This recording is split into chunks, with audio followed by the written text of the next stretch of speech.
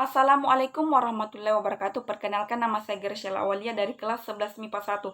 Di sini saya mendapat 3 isu. Yang pertama, kerusakan lingkungan, ketimpangan sosial, dan imigrasi dan pengungsi yang dapat merugikan negara. Yang pertama, kerusakan lingkungan. Kerusakan lingkungan itu merupakan proses penurunan mutu lingkungan di mana terjadi kerusakan lingkungan. Contohnya itu banjir. Banjir itu 2 faktor yang mempengaruhi. Yang pertama, manusia dan alam. Faktor alamnya itu karena hujan yang terus-menerus sehingga mengakibatkan banjir. Faktor yang kedua itu ada faktor aktivitas manusia. Contohnya itu membuang sampah sembarangan. Membuang sampah sembarangan ini dapat mengakibatkan banjir. Yang kedua, ketimpangan sosial. Ketimpangan sosial itu merupakan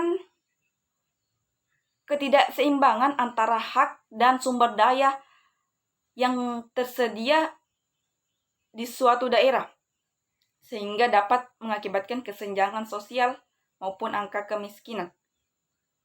Jadi,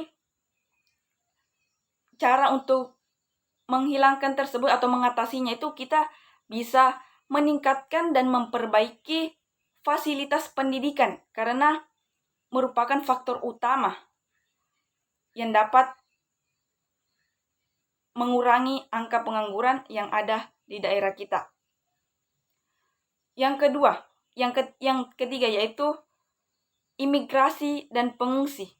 Imigrasi dan pengungsi ini merupakan orang yang lari atau pergi dari daerahnya ke daerah lain agar berpikir bahwa di daerah tersebut dia bisa meningkat secara ilegal. Nah, akibatnya ini bagi negara ini sangat tidak baik. Kenapa tidak baik? Karena dapat merugikan negara yang dia tempati atau di mana mereka melakukan imigrasi. Jadi, kesimpulannya adalah kerusakan lingkungan itu kita harus mencegahnya dengan cara tidak membuang sampah sembarangan. Yang kedua itu ketimpangan sosial.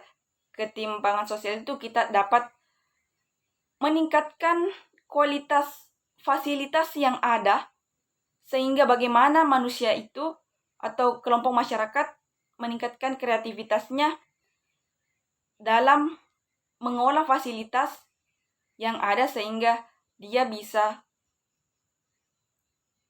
menggunakannya dengan baik agar angka pengangguran tidak terlalu banyak.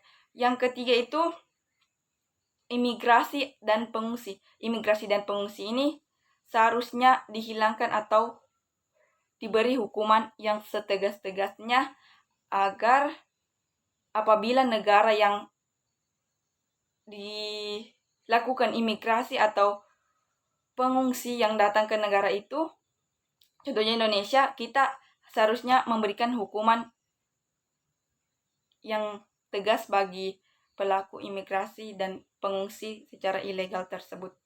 Sekian, terima kasih.